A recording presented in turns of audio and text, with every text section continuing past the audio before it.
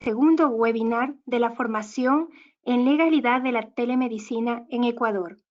Durante este tiempo, tendremos la charla con nuestro expositor, luego un espacio para preguntas, por lo que les invitamos a compartir sus inquietudes. Al final, el expositor dará sus conclusiones. Sean bienvenidos todos y dejo con ustedes a Moraima Seminario, gerente de promoción y ventas de Laboratorios Bagó del Ecuador.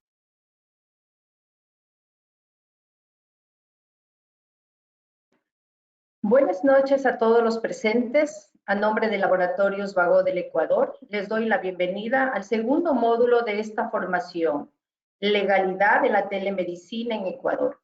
Aprecio enormemente poder dirigirme a ustedes esta noche, donde abordaremos el tema Gestión documental electrónica para la prevención de problemas legales. Como Laboratorios Bagó, estamos conscientes del nuevo entorno al que nos enfrentamos dentro de esta transformación digital en el ámbito de la salud. Por esta razón, continuamos abordando este tema legal tan importante para todos.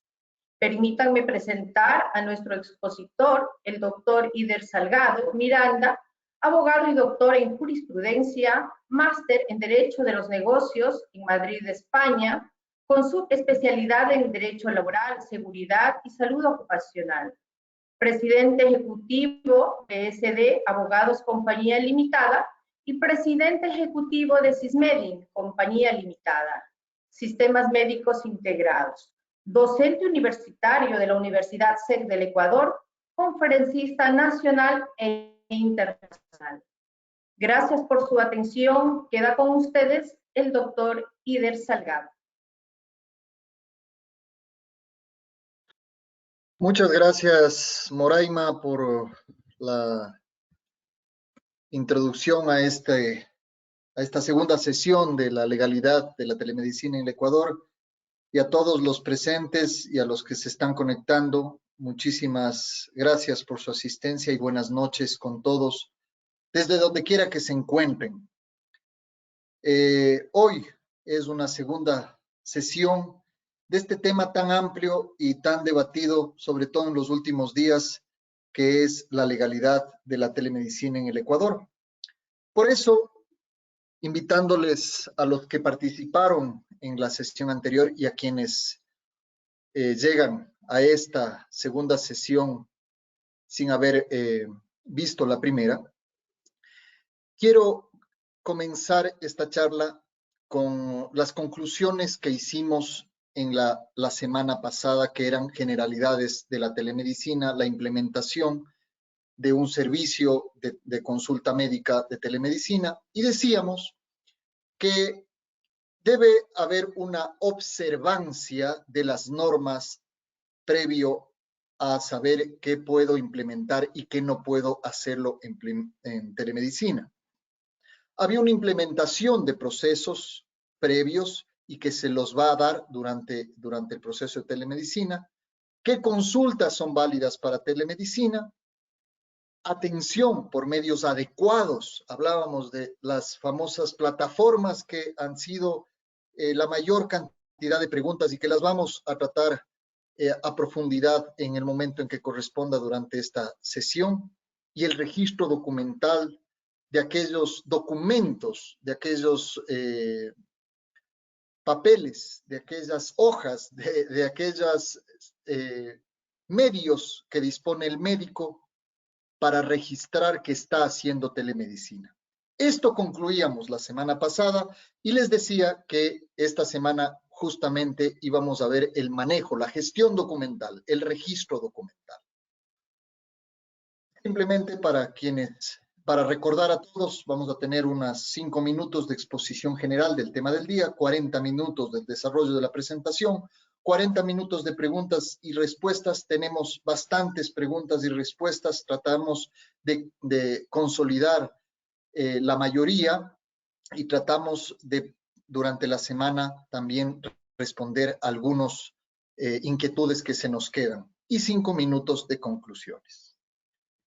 Dicho esto, mis estimados participantes, queridos médicos, quiero comenzar como comencé la charla pasada, con una gráfica que nos lleve al tema y que nos deje en nuestra memoria una imagen suficiente para recordar qué es lo que debo hacer, cómo debo implementar. Y por esto vemos esta pintura hecha por René Magritte, pintado en 1964, donde vemos a un hombre con un traje, una corbata, un sombrero, un bombín y una manzana flotante que cubre su cara. Quiero comenzar esta charla tomando justamente las palabras de René Magritte, donde él, refiriéndose a ese cuadro, decía: todo lo que vemos esconde otra cosa. A través de Vago y de manera personal, a través de mi correo electrónico y de llamadas de algunas personas, hemos recibido muchas consultas, especialmente de las famosas plataformas. Y lo que pretendemos con ustedes es que tengan las herramientas para quitar esta manzana y ver realmente qué es lo que están utilizando. No solo las plataformas, sino desde la consulta, haciendo un mea culpa para determinar qué es lo que debemos hacer. Y es por esto que el tema de hoy, la gestión documental, ¿qué documentos? ¿Qué papeles debo tener a mano para tener esa gestión documental electrónica para la prevención de problemas legales? Y esto nuevamente surge de una pregunta. Consideremos que esta charla auspiciada por Laboratorios Vago, quien ha permitido hacer la primera charla de telemedicina en la legalidad en este tiempo de pandemia, y que son pioneros en esto, ha nacido también por las preguntas de algunos médicos, clientes de mi estudio jurídico, familiares, amigos, y he condensado en esta pregunta que dice: ¿cuáles documentos necesito para prevenir problemas legales? Esto es lo que quizá muchos de ustedes se estén haciendo el día de hoy, y es por eso que veremos el uso de la información personal y tecnológica para telemedicina, el consentimiento informado en tiempos de pandemia. ¿Cómo es esto del consentimiento informado? ¿Que estoy utilizando adecuadamente un consentimiento, un documento que me permite el día de mañana prevenir problemas legales o defenderme adecuadamente? La historia clínica electrónica y el archivo digital. Es por esto que comenzamos directamente desde la fuente, desde la OPS, que en el marco de implementación de la telemedicina establece esta frase que nos cuestiona, que nos lleva al tema, y que dice: no son pocas, son pocas las aplicaciones de telemedicina que han conseguido consolidarse en la práctica clínica e incorporarse a los procesos asistenciales, quedando muchas veces relegadas una vez pasada la fase inicial. ¿Qué tomamos de esto que dice la Organización Panamericana de la Salud? Que son pocas las aplicaciones de telemedicina que han conseguido consolidarse.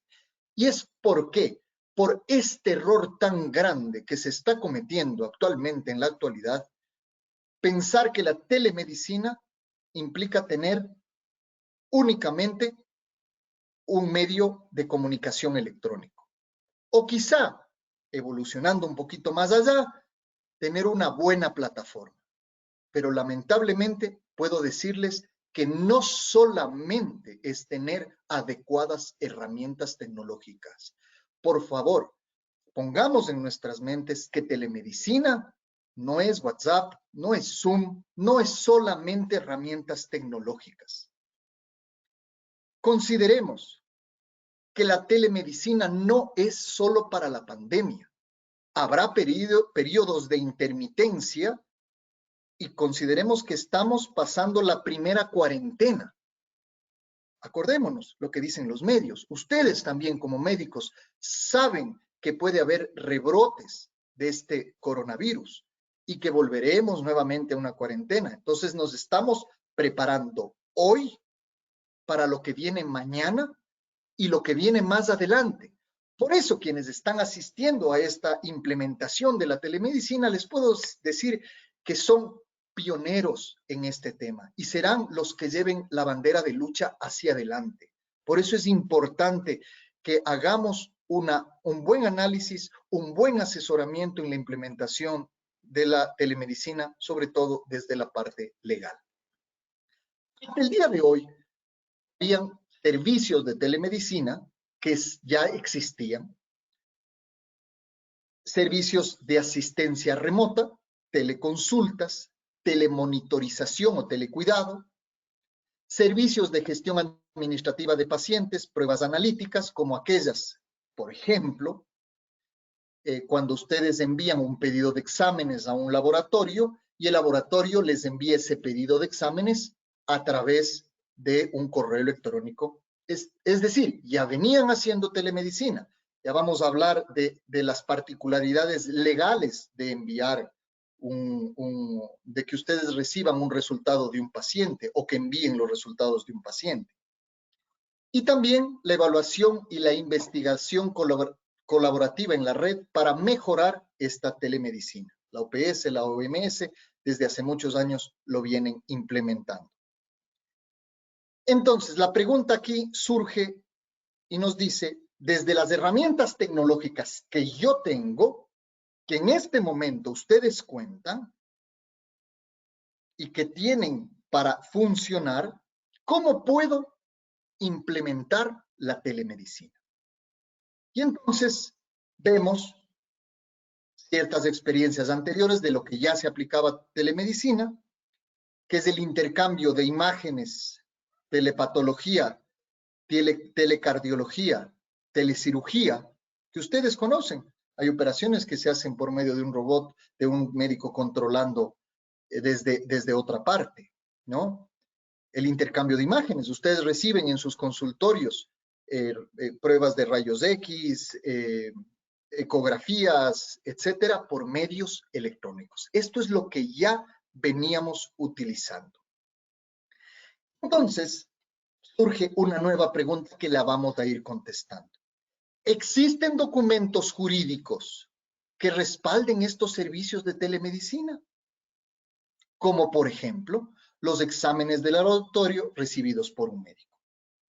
Ustedes tienen un documento, conozco de fuente certera, que son los pedidos de laboratorio. Esos pedidos de laboratorio tienen algunos, o la gran mayoría, un casillero al final que dice, indique usted dónde debo recibir los resultados del examen, correo electrónico a recibir los resultados del examen o similares. Y ustedes, como de manera natural, ponen su correo. Yo me pregunto, ¿en qué momento el paciente ha consentido en que ustedes reciban sus exámenes? ¿Y por qué les digo esto? Parece que estoy hilando muy fino, parece que estoy exagerando, pero lamentablemente cuando esto pasa a un sistema procesal de juzgamiento, nos encontramos con esos detalles. Por eso se dice que los abogados, una coma puede cambiar todo el contexto de un escrito o de un texto. Entonces, preguntémonos cómo estamos pidiendo los exámenes, estamos consintiendo, tengo algún documento que respalde que yo soy el custodio de esos archivos. No lo sé. Cada uno se preguntará en fuero interno si ustedes están o no haciendo todas las cosas de manera correcta.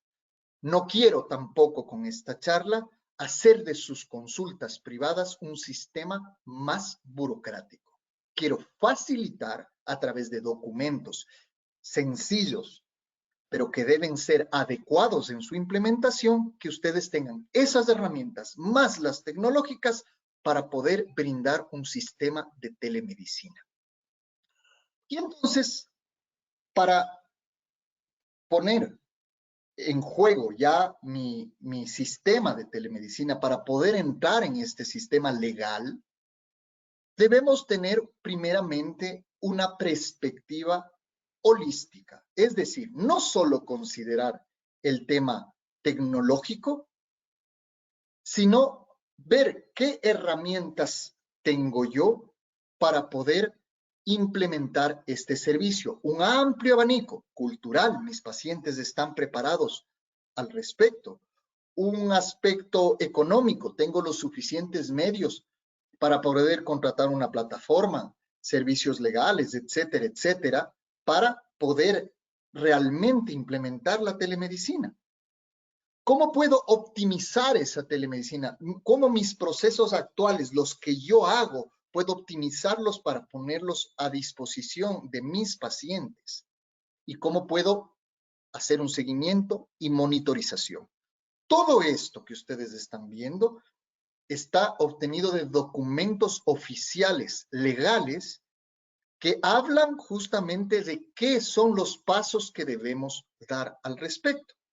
Y entonces, la OPS hace un modelo de sombrero, que se conoce como el sombrero de la telemedicina, y nos propone un modelo para establecer un servicio de telemedicina. Estamos viendo, ustedes están viendo este sombrero, que se llama sombrero de la telemedicina, viene a ser el diseño que ha hecho la OPS.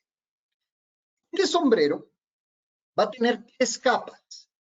El ala, es decir, la visera, digamos así,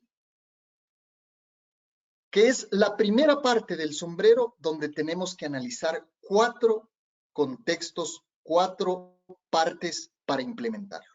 Primeramente, la preparación cultural, es decir, la sociedad, mis pacientes, mi consultorio está suficientemente preparado, entiende lo que es telemedicina. Luego, un análisis de sostenibilidad. ¿Cómo voy a sostener? ¿Durante cuánto tiempo? ¿En qué momentos? ¿En el momento de la pandemia? ¿En el momento de la cuarentena? ¿O para siempre, como muchas experiencias a nivel internacional lo han hecho y a nivel nacional también se lo está haciendo? El análisis del contexto, es decir, todo lo que componen los elementos, mi consulta, cómo está estructurada. Y la identificación así de las necesidades que permitan convertir mi consulta en una consulta como un servicio adicional de telemedicina. La segunda parte del sombrero viene a ser la copa del sombrero, perdón, la cinta del sombrero, ¿sí? Esta cinta del sombrero, esta parte roja que vemos, es justamente, es la que une nuestra idea de negocio, la anterior, esta ala, une nuestra idea de negocio con el negocio real de la telemedicina. Ustedes quieren trabajar, quieren brindar servicio a sus pacientes, quieren cobrar las consultas, quieren tratar, quieren ver cómo poner en funcionamiento este tema de telemedicina. Pero ya implementar viene a ser la cinta de este sombrero, que está implicado por la dirección. Ustedes como médicos dirigen este nuevo servicio que da la consulta. ¿Qué equipo tengo? ¿O soy solo? ¿O tengo una secretaria, una enfermera, ayudantes? No lo sé. ¿Qué equipo de trabajo tengo? ¿Y qué stakeholders o proveedores son los que cuento? Y si esos proveedores, laboratorios, ecografistas, no lo sé, centros de imagen, cuentan realmente con los medios tecnológicos para enviarme a mí por medio digital esos archivos, estos famosos stakeholders. Y luego pasamos la copa del sombrero. Es decir, cuando tenemos el ala y la cinta, podemos realmente calzarnos el sombrero. Y ahí viene, al calzarnos el sombrero, los aspectos legales y reguladores. Vienen a ser más o menos como el tamaño, como la talla del sombrero, los aspectos legales y reguladores. A ver si ese sombrero me queda. Y por último, implementamos el servicio. Parece complejo, parece que esto va a tomar muchos meses para que yo lo pueda hacer. Y en realidad, queridos médicos, con herramientas precisas se lo puede hacer en pocos días, haciendo bien las cosas, teniendo un asesoramiento adecuado. Y vemos este sombrero, pero al revés. Lamentablemente, muchos profesionales están poniéndose o queriendo ponerse el sombrero al revés. ¿Y de qué sirve un sombrero al revés? Para recoger limosnas. Entonces, demos la vuelta y pongámonos el sombrero como corresponde.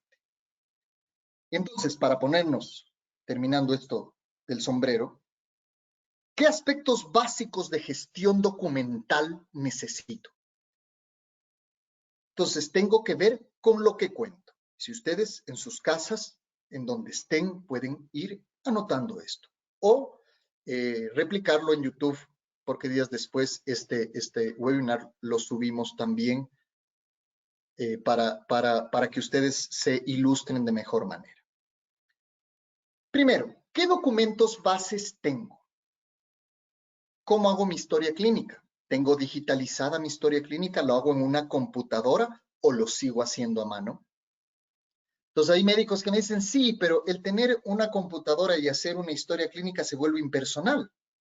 De ninguna manera. Ahora hay herramientas pequeñas, pantallas donde yo puedo ingresar la información y comienzo a digitalizar. ¿Dónde esas historias clínicas, estoy hablando de una consulta en general, dónde esos documentos que yo le pido al paciente de base, esas historias clínicas, esas epicrisis, ¿dónde las tengo? ¿Las tengo de manera digital o las tengo de manera física? ¿Y dónde las tengo? ¿En archivos físicos o en archivos digitales? ¿Tengo un disco duro? ¿Cómo está respaldado ese disco duro? Tengo el tema del consentimiento informado. ¿Qué consentimiento informado le hago a mis pacientes? Y muchos médicos dirán, pero eso solo se necesita cuando hago una intervención quirúrgica. No. También se puede hacer consentimientos informados generales para dar la consulta y mucho más aún en telemedicina. Y ahí, cuando tenemos estructurado qué es lo que tenemos, qué tenemos digitalizado, qué necesitamos digitalizar, pasamos a ver la plataforma y si esa plataforma es legal. Se ve a muchos médicos utilizando hoy Zoom, anotando a un lado la historia clínica. Algunos pasarán a la historia clínica, otros simplemente en un cuaderno. Eso es un ejemplo de lo que no es telemedicina. Y entonces, pueden, lo que ustedes si quieren, pueden preguntarles a las plataformas es si esas plataformas pueden digitalizar los datos de mis pacientes. O simplemente lo que hacen las plataformas es un agendamiento de citas. Existen plataformas que lo único que hacen es agendar una cita y comunicarle con el médico.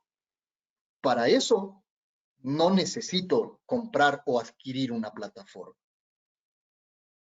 Una plataforma que me permita digitalizar los datos de mis pacientes, que le permita al paciente y a mí revisar constantemente los datos cuando esté a disposición de cualquiera, también es importante.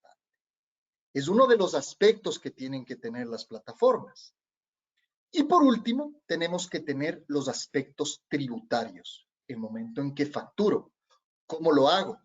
Si tengo facturación electrónica, no tengo facturación electrónica, ¿qué necesito? Justamente eso es lo que vamos a tratar a continuación.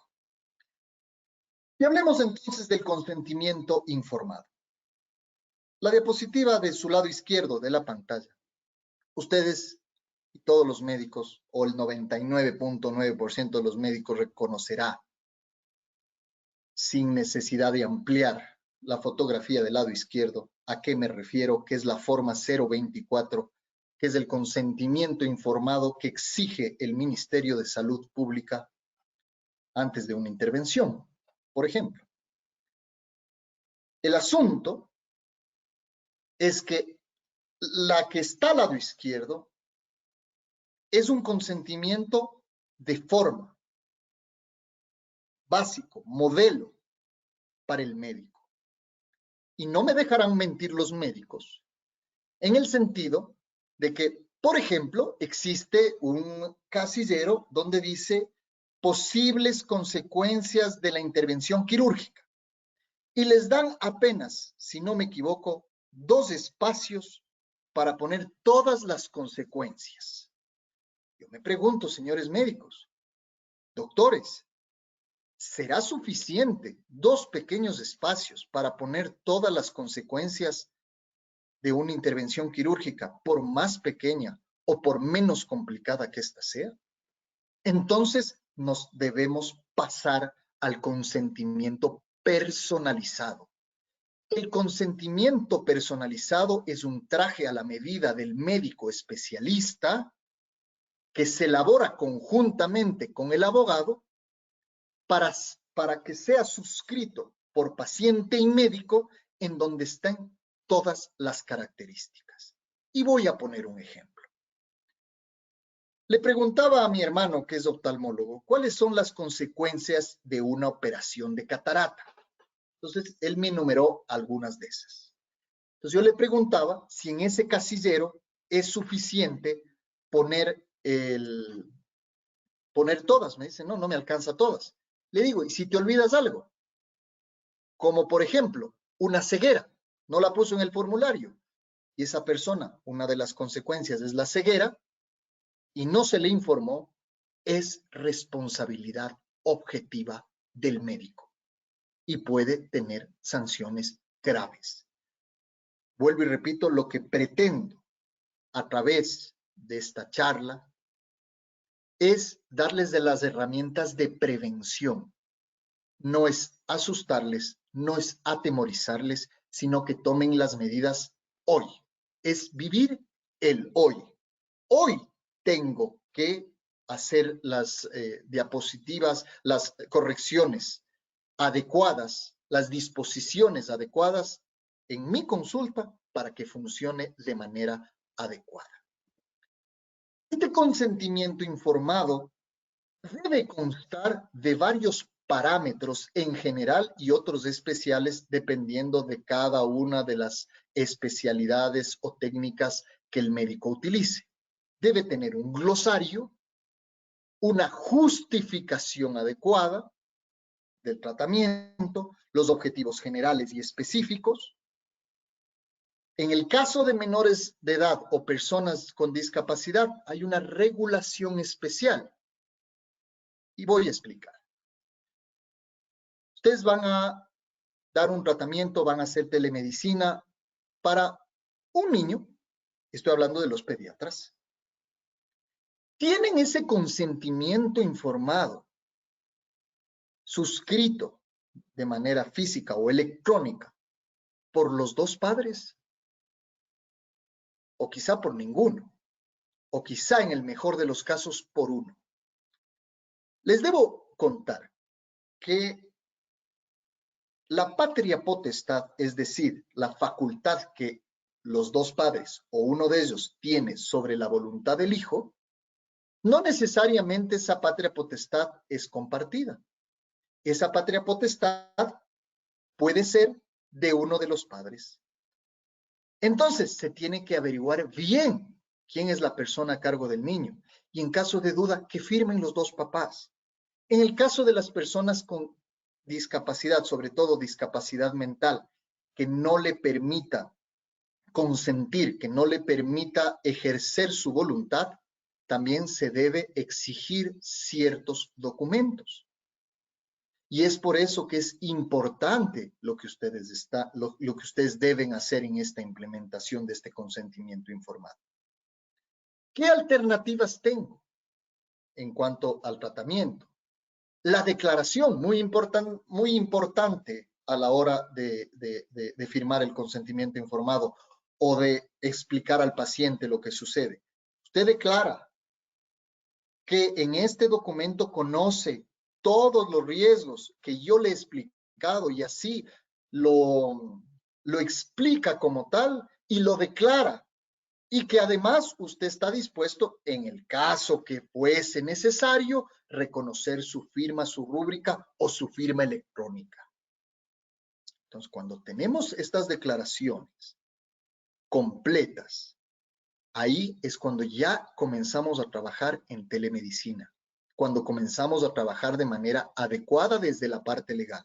Por supuesto que desde la parte médica, ustedes deben trabajar con las mejores técnicas, por eso están participando de este seminario.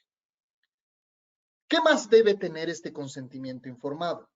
La posibilidad de la negativa, ese derecho a la decisión del paciente.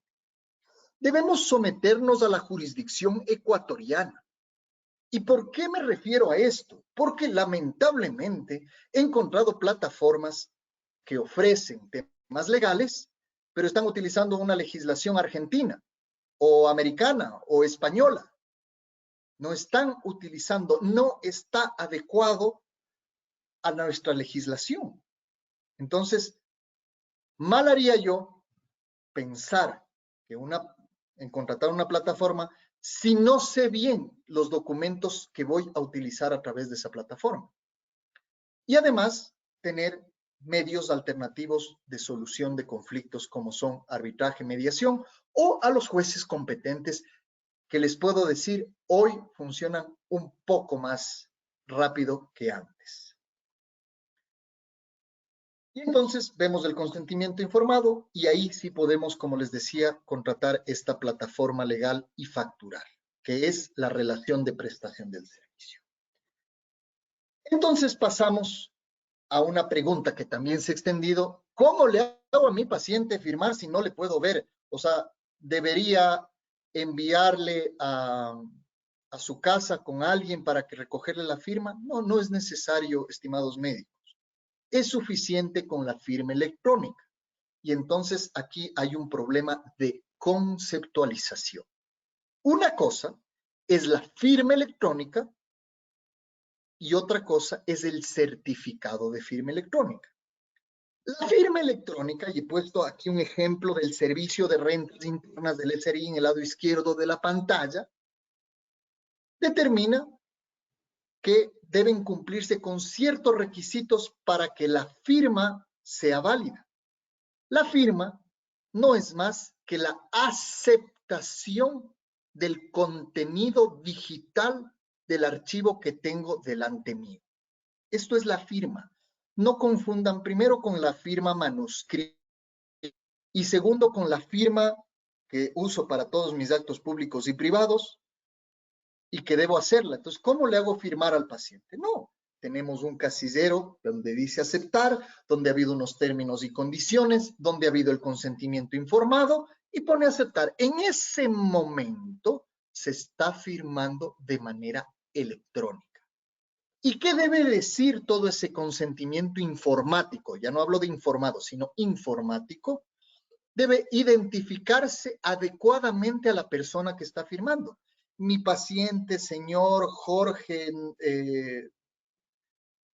Pérez, lo que sea, ¿sí? Identificación adecuada del emisor. Suscripción del emisor, el hacer clic en ese punto que dice aceptar. Pero adicionalmente, ese documento que tengo, que tenga un método de verificación confiable. ¿Qué quiere decir confiable? Que sea un programa confiable, que sea un sistema conocido. Y entonces muchos estarán haciendo preguntas de las plataformas, ¿sí? Que yo pueda, que las autoridades en su momento, las autoridades que necesiten, puedan verificar que esto vino, por ejemplo, de WhatsApp. Sí, WhatsApp es un medio verificable, que los notarios materializan, esos medios digitales, y que se lo haga en unidad de acto de envío. ¿Qué quiere decir? Que la persona que envía esto en ese momento pueda llegar a su destinatario, que en este caso son los médicos. Esto es la firma electrónica. El certificado de firma electrónica o sellado de tiempo es una situación diferente que les voy a tratar de graficar. Es de este dispositivo que ustedes encuentran en el Banco Central, por ejemplo. Eso es un certificado. Cuando yo tengo, por ejemplo, un contingente legal, necesito que una entidad específica, entre esas del Banco Central, hay 3 más, certifique que ese documento cumplió con todos los requisitos de firma electrónica. Y entonces es una prueba de validez del documento. Y existen certificadoras, empresas acreditadas por la Arcotel, que certifican que ese documento es totalmente válido. Les pregunto, ¿pueden las plataformas actuales, las que les están ofreciendo? No me estoy yendo, por supuesto, en contra de ninguna, sino más bien que les ayude a mejorar sus procesos. ¿Cuentan estas plataformas con una acreditación del Arcotel o hay una empresa que les certifica a ellos? Y tienen estas empresas también garantía de no alteración, es decir, que yo no puedo, que no se pueden manipular los datos sin que quede evidencia. Todo esto se llama certificado de firma electrónica. Ahí está, hablamos de ese dispositivo como tal, ¿sí? Y luego pasamos a la conservación de datos. Es decir, ya suscribimos el documento de manera electrónica, dimos el aceptar, firma electrónica, ¿sí? Para ponerlo en palabras sencillas, es un poquito más complicado. Y luego, ¿cómo conservamos? ¿Qué requisitos necesitamos para conservar o durante cuánto tiempo debo conservar los datos o récords de mi paciente? Porque vuelvo y repito, esos datos, esos documentos digitales son de propiedad del paciente. Y por lo tanto, el titular es el paciente. El médico es un custodio y responsable de aquellos datos digitalizados. Entonces, primero, la conservación debe permitir acceder con posterioridad, que se pueda acceder con posterioridad a esos datos, que se conserve en el mismo formato digital que se hizo, que además, como decíamos anteriormente, que se pueda tener evidencia que determine el origen y el destino. Les voy a poner un ejemplo. Ustedes envían un correo electrónico y el origen es doctorx@gmail.com. Ese es el origen. Envía a pacientey@gmail.com, día, hora, minuto, segundo. Hay evidencia que el origen y el destino. Hay una IP, una dirección electrónica, como la dirección de nuestra casa. Y además, estos récords, estos datos, deben garantizar al paciente y a las autoridades, en su caso, la accesibilidad hasta por el tiempo que determine la ley. Desde mi punto de vista, es un criterio personal por un análisis jurídico que hemos hecho, es de 7 años.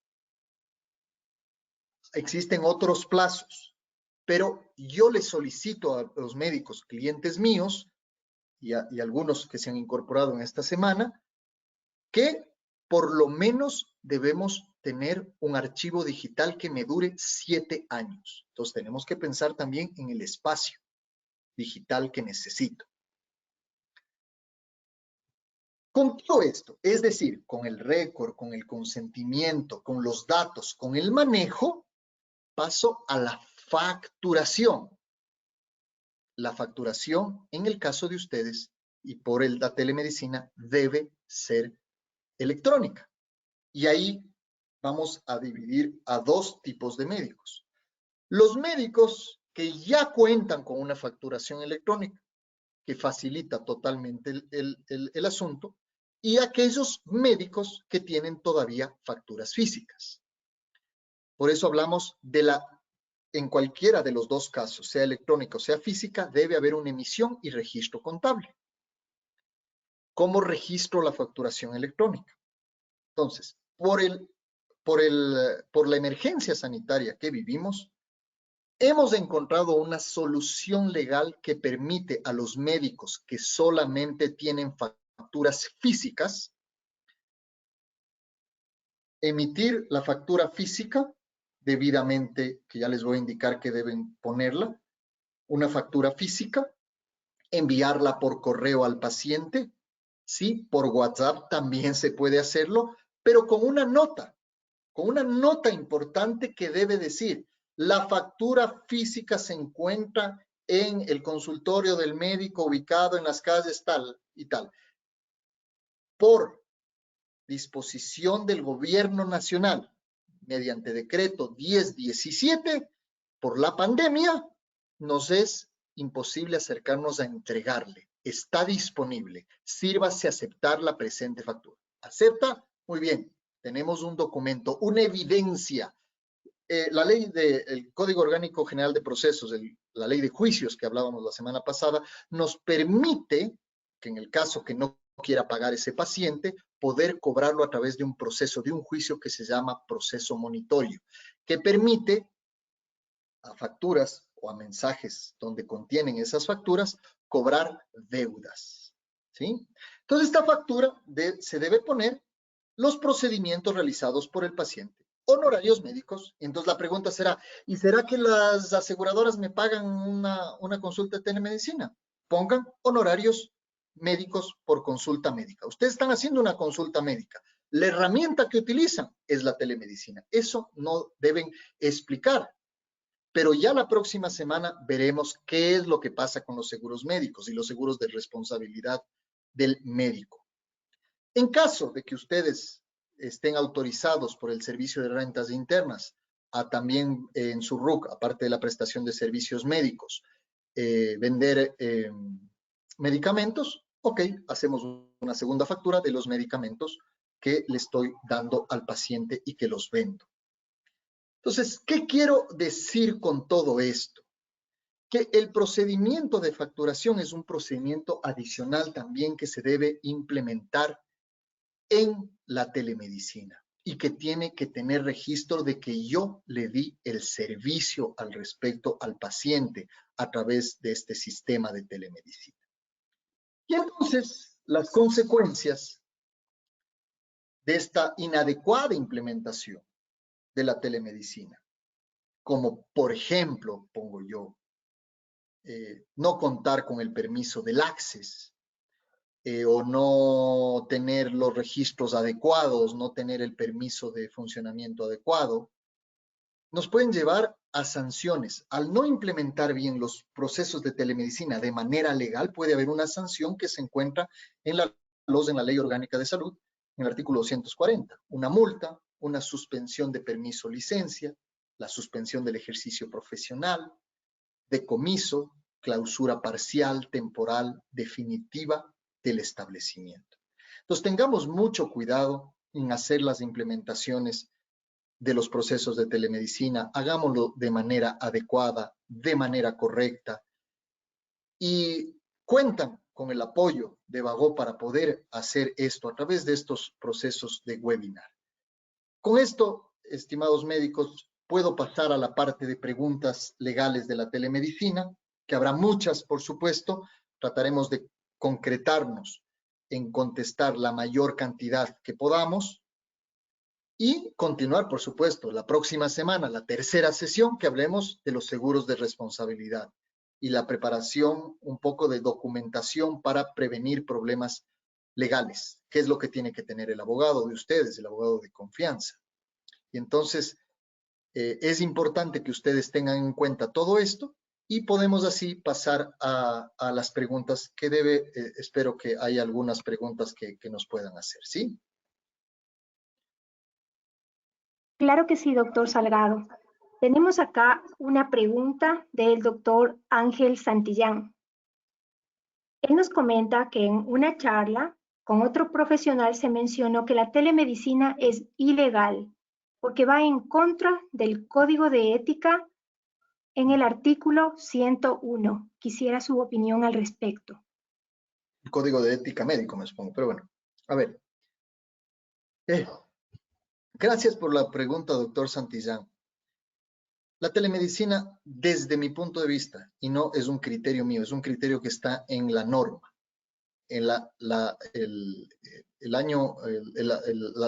semana pasada, yo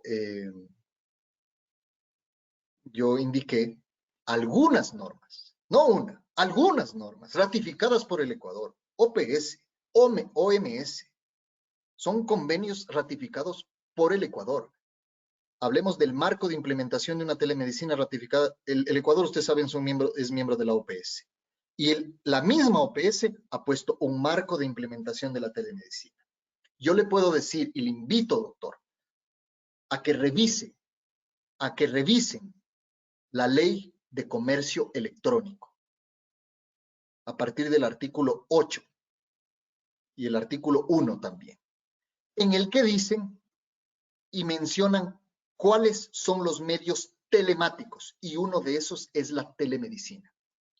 Les invito también a que revisen el acuerdo ministerial de lineamientos para la implementación de un servicio de telemedicina expedido por el Ministerio de Salud Pública. Lo hablamos la semana pasada. Y ahí también determinan lo que es telemedicina. Doctor, si la telemedicina fuese ilegal, no existirían ya centros públicos, municipio de Quito, Instituto Ecuatoriano de Seguridad Social, para dar este tipo de servicios. Así que de ninguna manera podemos decir que es ilegal. Lo que sí puede pasar es que los medios que estemos utilizando sean ilegales. Eso sí, por supuesto. Yo he dicho y he sido muy claro en decir que no todos los servicios médicos pueden prestarse a través de telemedicina, que es lo que dice el Código de Ética. ¿Sí? No todos los servicios. Si el concepto del colega que dice que la telemedicina es ilegal sería verdad, lo que sí puedo decirles es que de hoy en adelante ninguno de ustedes no puede contestar ninguna llamada de teléfono siquiera. Y esto lo hacemos desde la entrada del telégrafo a principios del siglo pasado, que se utilizaba telemedicina o inicios de la telemedicina. Entonces existen algunas normas. Y doctor Santillán, me encantaría poder conversar con usted. Si usted me escribe a mi correo, yo le puedo dar una cita, encantado, para conversar y absolver estos temas, porque sí me preocupa que hayan, más que todo, criterios de esta naturaleza. Sin embargo, respeto mucho el criterio del colega que habla, debe tener sus razones, pero mi criterio es que la telemedicina es legal. ¿La podemos hacer ilegal? Sí, eso sí puede pasar, porque no estoy utilizando bien consentimientos, no estoy haciendo bien las cosas, estoy utilizando solo Zoom o WhatsApp para decir que hago telemedicina. Sí, eso sí, debe cumplirse con todos los procesos legales. Esta nada más, Janet. Tenemos la pregunta del doctor Santiago Gijón.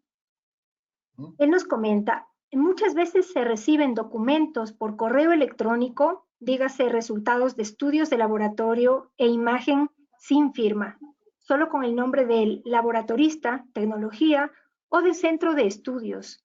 ¿Es esto legal? Sí y no. A ver, les explico. Se reciben de laboratorios muchas veces sin firma de responsabilidad, pero existe un nombre de la persona responsable o del laboratorista que hizo el informe. La pregunta que tienen que hacerle al laboratorio ahí es que si en algún momento a sus pacientes o a los pacientes de ustedes les hicieron suscribir algún documento en el que dice que les van a enviar primero a ustedes, porque el médico, vuelvo y repito, es el custodio, el titular es el paciente. Entonces, primero, si el laboratorio les está haciendo firmar esto a los pacientes. Segundo, si la plataforma que utilizan cuenta con lo que hemos visto, es decir, con las seguridades necesarias al respecto. Entonces, podríamos decir que lo que están firmando es electrónicamente, ¿sí?, al enviar. Pero lo más común en este tipo de documentos y lo que deben exigir, sí, es poner una firma manuscrita de manera digital. ¿Cómo se lo hace esto? Por ejemplo, hay programas como PDF en que yo pongo mi firma, y esto utilizamos dentro de nuestra oficina. Hoy se va a comenzar a utilizar a nivel de juzgados, en donde hago una firma y pego en la parte inferior. Y es una firma que está digitalizada. Eso es firma digitalizada, ojo, no es firma electrónica, que pongo en el documento. Entonces, debieran exigir todos esos procesos. Es justamente el tema de optimización, ¿sí? Gracias, Janet. El doctor Edmundo Álvarez le pregunta, ¿el certificado médico es válido por telemedicina? Si cumple con los estándares legales, sí. Por supuesto que sí lo es. Yo he visto certificados médicos en juzgados que han sido digitales. Entonces tienen que cumplir con una serie de requisitos que permitan cumplir con este certificado. Es decir, de manera adecuada, de manera legal. El proceso sí son válidos. La doctora Andrea Portilla nos comenta, el envío de exámenes a nuestros correos se realiza de manera rutinaria por parte del mismo laboratorio sin que lo soliciten. ¿Esto también es incorrecto o el laboratorio al enviarme los resultados asume la responsabilidad de confidencialidad? A ver, primero estamos viendo varios temas y tratemos de un poco zafar la pregunta, que es muy buena y le agradezco a la doctora. De manera recurrente, mandan a un correo que el médico algún día puso. Puede ser primero que el médico cambió de correo. Y de todos los pacientes que se suponen que son del doctor, envían a ese correo. Segundo, el tema de confidencialidad es un tema entre el laboratorio y el paciente y entre el paciente y el médico. Son dos relaciones jurídicas diferentes. Por eso es que en sus consultas, dentro del consentimiento informado, dentro del consentimiento que se firma para todo este tema de telemedicina, se debe hablar de una cláusula de confidencialidad en los contratos médicos. Cláusula que tiene 4 o 5 líneas, ¿sí? Y luego, la confidencialidad que debe existir entre el laboratorio y el paciente. Por eso es que en la charla, durante la charla, yo puse un ejemplo. Y ese ejemplo era el siguiente. Ustedes cuentan con un documento en donde les autoricen a ser los custodios de los exámenes médicos. No sé. Pero si no lo tienen, quizá me digan que estoy exagerando un poco. Yo prefiero exagerar, que en realidad no lo estoy haciendo. Yo prefiero exagerar un poco y el día de mañana tener con qué defender al médico que pasarme por alto y simplemente no tener con qué defenderle al médico. Yo no estoy burocratizando el sistema de ninguna manera. Estoy tratando de facilitarles la vida. Es un asunto simple. Con pacientes actuales, con pacientes antiguos, digamos, ustedes dicen, bueno, como política hoy del centro médico tal, queremos cuando usted venga a la consulta que nos autorice a recibir y a custodiar sus exámenes médicos. Ok, entonces ustedes son los custodios, aquí está el documento. Sencillo, una sola vez, no digo por cada examen médico, una sola vez. Y con los pacientes nuevos, que se acercan a la consulta, ya tienen un protocolo de firmas que tienen que hacerles. Consulta presencial. Y consulta de telemática o de telemedicina. Muy bien, lo hacemos a través de medios electrónicos, de plataformas adecuadas. Entonces, eso es lo que puedo decirle a la doctora y gracias, doctora, por su pregunta. Una pregunta del doctor Juan Jaramillo. Si Sí. da una consulta por videollamada de WhatsApp, antes de empezar la consulta, debería tener una especie de texto que le diga al paciente que acepta la videollamada como una consulta médica y que está de acuerdo con recibirla. Por medio de WhatsApp, no. A ver, por medio de, o sea, yo mandarle un texto como un mensaje De texto no, porque eso no funciona. La idea es que debo tener, por eso es que yo decía, que sea verificable y que además se garantice el acceso de paciente y de médico en el tiempo. Entonces, el paciente no va a poder ingresar a mi teléfono. Claro, alguien me dirá, pero es que el paciente también tiene WhatsApp, ¿no? Sí, pero si el paciente borra, ¿quién le garantiza el acceso? Entonces, a través de WhatsApp, no. A través de otros medios, como puede ser un correo electrónico o una aplicación, una plataforma debidamente adecuada donde se acepte términos y condiciones, sí. Entonces, previo a recibir la llamada, porque hay varias formas. El contacto del paciente ustedes no lo pueden negar. No pueden decir, no le voy a contestar mientras usted no firme. Eso no le puedo decir de ninguna manera. Les van a llamar por teléfono, les van a contactar por correo electrónico, por WhatsApp, etcétera, etcétera. Usted desea una consulta de telemedicina. Ok, tiene que someterse al proceso breve. Descárguese, entre a esta página, ponga aceptar en tal punto, llene sus datos y le daremos una cita inmediatamente. Y ahí sí puede utilizar el WhatsApp de video, puede utilizar Zoom, puede utilizar cualquier herramienta tecnológica. Entonces, pero por un mensaje de texto, poner el consentimiento informado, no. Eso, el consentimiento informático, perdón, no. ¿Sí?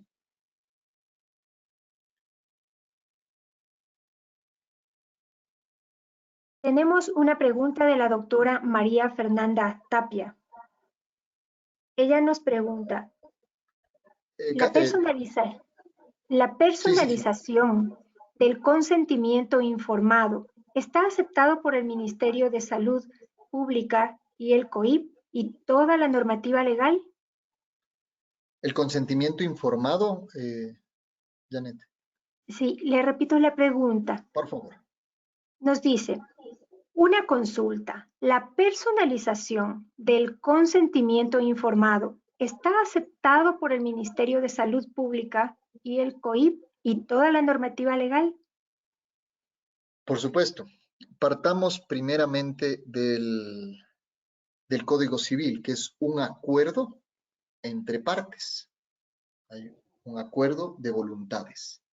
Para que exista una voluntad, esa voluntad no tiene que ser viciada. El consentimiento no puede ser viciado, ni por la fuerza, ni por el error en de la persona o de lo que me van a dar, del servicio, o de las personas con las que estoy contratando, y que no exista mala fe. Ese es el consentimiento. Tiene que adicionalmente haber una capacidad. Todas las personas son capaces para consentir, excepto las que la ley declara como incapaces. Y tenemos tres tipos de incapacidades: absoluta, relativa y especial. Absoluta, de aquellos que sus actos y contratos, sus acuerdos no son válidos en ningún momento. Como los menores, los niños menores de 12 años y las niñas menores de 14 años, los impúberes, perdón. Las personas declaradas dementes por una autoridad judicial. Los relativos, como por ejemplo las personas jurídicas, y los especiales, que son los cónyuges. Entre sí no pueden contratar. Eso simplemente como explicación. Entonces, la primera norma que nos habla que los acuerdos son posibles es el Código Civil. El Ministerio de Salud Pública nos da un formato, pero no está prohibido el que yo haga un consentimiento. ¿De acuerdo? Adicionalmente, el COIP, que es el Código Orgánico Integral Penal, no prohíbe, no sanciona, no pone como delito el hecho de que yo le haga firmar documentos. Más bien, totalmente lo contrario. Lo que dice es que tengo que tener documentos suficientes de descargo para haberle indicado al paciente sobre su derecho a decidir sobre su salud. Y entonces volvemos a la Constitución. La Constitución establece la necesidad, la obligatoriedad del sistema de salud pública de informar al paciente sobre todo el tema médico. Y que es un derecho, lo vimos la sesión pasada, que es un derecho poder decidir sobre la salud de uno. Entonces, con eso creo que puedo contestar a la doctora. Se debe hacer un consentimiento adecuado, dirigido a medida del médico tratante, ¿sí? Y quiero agregar una cosa a la primera pregunta del doctor Santillán, en la que brevemente me estaba acordando durante estas preguntas, que lo que dice el artículo 101 del Código de Ética es que dar un tratamiento por medio telefónico es ilegal, por supuesto. Eso sí, si no me equivoco, si la memoria no me falla, lo que dice es el dar un tratamiento por medio telefónico es ilegal. No es ético, por supuesto, porque eso no es telemedicina. He dicho en esta charla un montón de veces lo que no es telemedicina, no es coger el teléfono y dar una receta. No, eso no es telemedicina. Yo estoy diciendo que la telemedicina es otra cosa completamente diferente. ¿Alguna pregunta más? La doctora Jennifer Tricaliotis. ¿El consentimiento podría enviarse por email para ser firmado en físico y luego recibir el documento escaneado? Muy bien, doctora. Excelente. Es una de las formas. Es lo que yo hago con mis documentos legales. Para fácil, porque yo sí necesito la firma manuscrita. Entonces, es ideal. Sí, sí. Sí, se necesita, es una forma, es una de las formas de hacerlo, es una manera. Y además les explico otra cosa. Por eso, antes de contratar una plataforma, primero vean lo que tienen. Capaz que con lo que tienen pueden hacer telemedicina. No es necesario una plataforma. O sea, para comunicarme con otras personas puedo hacer, o sea, estoy poniendo por ejemplo, ¿no? Para comunicarme con otras personas puedo hacerle por vía telefónica, o puedo mandarle un WhatsApp, o puedo mandarle un mensaje de texto. Depende de qué plan de datos contraté. De eso depende. Entonces, primero veo el plan. A ver, ¿me resulta mejor llamar por teléfono porque tengo llamadas ilimitadas, o me resulta mejor mandar por WhatsApp porque tengo uso de datos o de internet ilimitado? Entonces, tengo que ver primero lo mío. La doctora está haciendo muy bien. Es una de las formas de hacerlo de manera legal. ¿Sí? Algo más, Catalina? Janet, perdón. Sí. La doctora Leticia Egues nos pregunta, ¿es ético y conveniente facturar antes de la atención en vista que se niegue o engañe al profesional luego de la atención? Yo les diría que no es ilegal, y les voy a poner un ejemplo diferente para poderlo graficar. Hay ciertos restaurantes que ustedes tienen que pagar antes de comer. Es así de simple. Ustedes están enviando una factura que se llama anticipo y ustedes están cobrando, con la seguridad de que ustedes le van a dar el servicio. Lo ilegal sería que se cobre, porque ya entramos en un campo de abuso de confianza o de estafa, en que ustedes cobren y no puedan darle la consulta de telemedicina. Y ahí tendrían que devolver, que es lo más habitual en esos casos, porque, no sé, el médico tuvo una complicación, una cirugía, alguna situación. Entonces, ¿pueden cobrar antes? Sí, es una manera y tienen toda la razón, porque ustedes dedican un tiempo y el paciente no se conecta ni nada, igual me dejó ahí esperando, y mucho más en este tiempo en que las cosas están más complicadas. Janet. Tenemos otra pregunta del doctor Santiago Gijón. Nos dice, algunas especialidades piden entrar en telemedicina y otras no, por ser necesaria la valoración física del paciente. ¿Cuáles especialidades no entrarían en telemedicina? Primero, una persona en cierta manera que se dedica a cirugía presencial. Primer asunto. El resto es aplicable totalmente. Yo no he encontrado, yo estoy hablando desde un punto de vista legal, yo no soy un experto médico en telemedicina, por supuesto, soy un experto legal en este tema.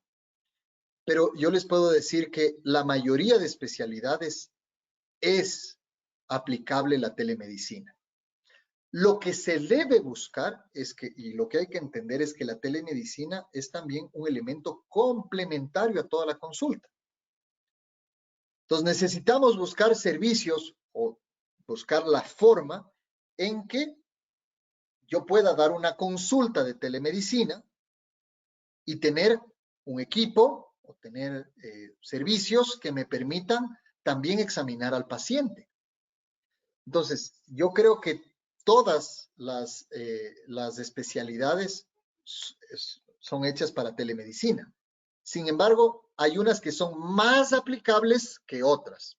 Pongamos un ejemplo entre dermatología, que es bastante aplicable la telemedicina, en donde muchos médicos, por ejemplo, utilizan fotografías para ver, para diagnosticar a su paciente, para verlos, para poderles mandar al laboratorio o para mandarle a una urgencia, bajo un ginecólogo o un ginecobstetra que necesita palpar el embarazo, en qué etapa está, o palpar al niño con sus manos. Entonces ahí ya es mucho más complicado, pero aquel ginecólogo sí puede reunirse y dar la consulta un poco para ver signos y síntomas de la paciente embarazada. Y si necesita ir a una urgencia, ir a la consulta, por supuesto, se lo hará de esa manera. ¿Sí? La pregunta de la doctora Jimena Armijos. ¿Este consentimiento personalizado lo hago según mi especialidad y me guardo, no necesita nada más? Y si tengo un problema legal, ¿lo podría llevar a mi abogado? ¿Esto serviría?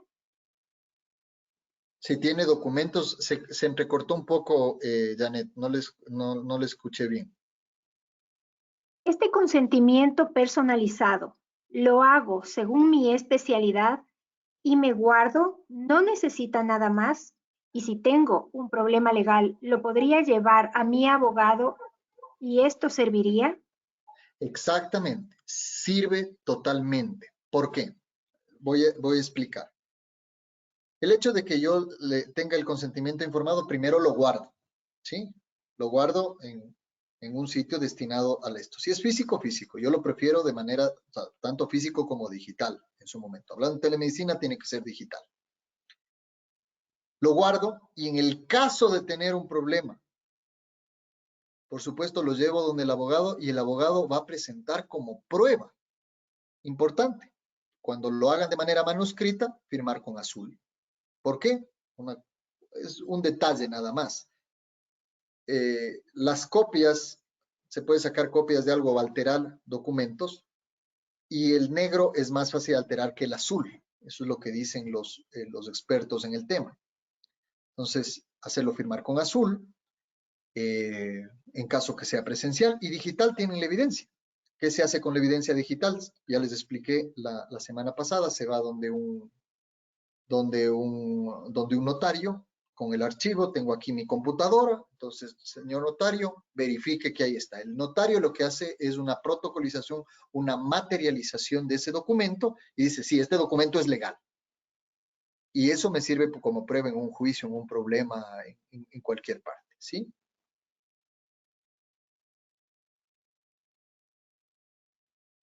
Tenemos otra pregunta de la doctora Jimena Casares. Ella nos pide, por favor, ¿se podría aclarar si es necesario sacar firma electrónica del médico en el registro civil? Vuelvo a hacer la conceptualización. Una cosa es firma electrónica y otra cosa es certificado de firma electrónica que obtienen en el registro civil, por ejemplo, ¿sí? La firma electrónica como tal, la firma electrónica como tal, se conceptualiza como la identificación clara de un mensaje de datos y la aceptación del mismo. Eso es firma electrónica, lo dice la Ley de Comercio Electrónico. Una de esas formas de verificar la firma electrónica es a través del registro civil del Banco Central y de un montón de certificadoras certificadas por la Arcotel. ¿sí? Importante. Preguntar si tienen una plataforma que van a contratar. ¿Tiene los certificados de firma electrónica del Arcotel? Ya tienen una respuesta. Arcotel, Agencia Reguladora de las Telecomunicaciones. Entonces, no es necesario que usted haga el registro civil. ¿Es recomendable? Sí, que lo haga para tener mayor seguridad, pero no, yo como abogado, el que usted se haya ido o no se haya ido al registro civil no me impide defenderle y tener herramientas. ¿De acuerdo? La pregunta del doctor Javier León. ¿El consentimiento informado, personalizado, debe ser aprobado por alguna autoridad? No, no tiene que ser aprobado por ninguna autoridad. Debe ser elaborado por un médico y un abogado y consentido por el paciente. Esos son los requisitos, pero tiene que ser elaborado de manera adecuada por el médico especialista que conoce su especialidad y va a poner los términos de él, y por un abogado especialista en el tema que pueda hacer cuidado, vayan a hacer un copy-paste de internet de algún consentimiento informado, ¿no? Tiene que ser para ustedes, desde su consulta, desde la realidad de la legalidad ecuatoriana, no utilizando legislaciones extranjeras, porque ahí no sirve de nada el consentimiento informado, pero no necesita ser aprobado por ninguna autoridad. Tenemos otra pregunta de la doctora Jenny Saray. Y le pregunta, ¿cómo hacen el consentimiento informado para telemedicina? ¿Cómo se hace? O sea, ¿cómo lo hago yo y cómo lo estoy haciendo para mis médicos clientes?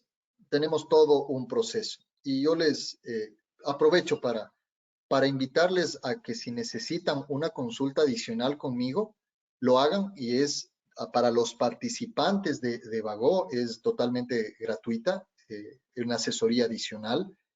Si quieren, si necesitan, está mi correo electrónico aquí, más adelante les doy mi teléfono, pero si necesitan, nosotros agendamos una cita con nosotros y les podemos guiar en esa primera parte. ¿Pero qué se necesita para hacer un consentimiento informado? Primero, hacer todo un glosario. ¿Cómo lo hacemos nosotros para nuestros médicos? Me reúno yo con el especialista, establecemos la parte que yo estructuro la parte legal y vamos incorporando la parte médica.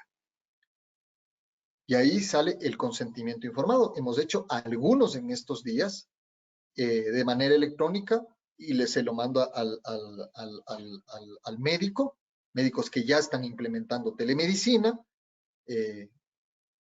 y en algunos casos a plataformas que el médico ha contratado que les ha permitido implementar su propio consentimiento informado, que son documentos. Por eso yo les digo, pregunten a las plataformas, ¿puedo poner mi propio consentimiento informado? Es otra de las preguntas que se puede hacer. Eso, Janet. La pregunta de la doctora Diana Salgado.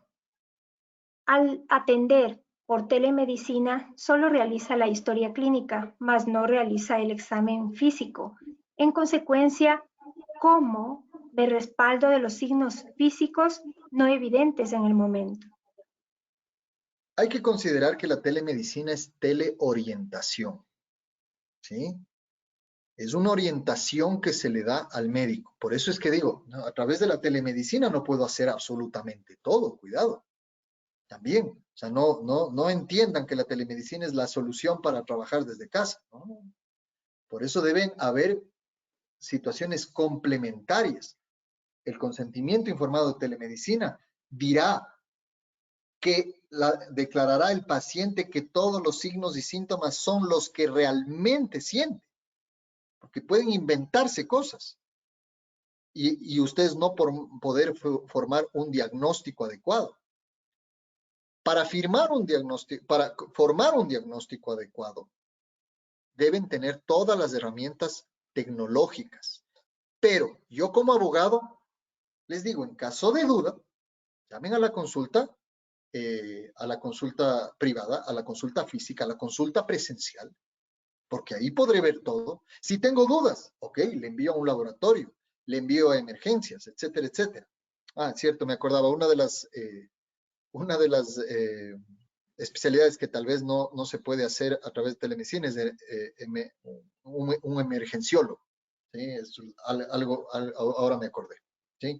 Algo más, Janet. Tenemos otra pregunta, doctor. Ya es la última pregunta. Por favor, su ayuda con esta.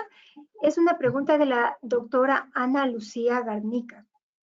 Okay. Ella nos pregunta sobre, en este momento de la pandemia, o ya terminada la pandemia, ¿la legalidad de la telemedicina seguirá siendo válida?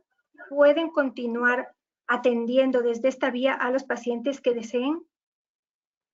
Sí, pueden, doctora. De hecho, pueden atender por esta vía muchos pacientes, tomando las precauciones, como les he dicho, de respaldarse siempre en documentos legales, en hacer bien de manera adecuada el proceso. Sí se lo puede hacer.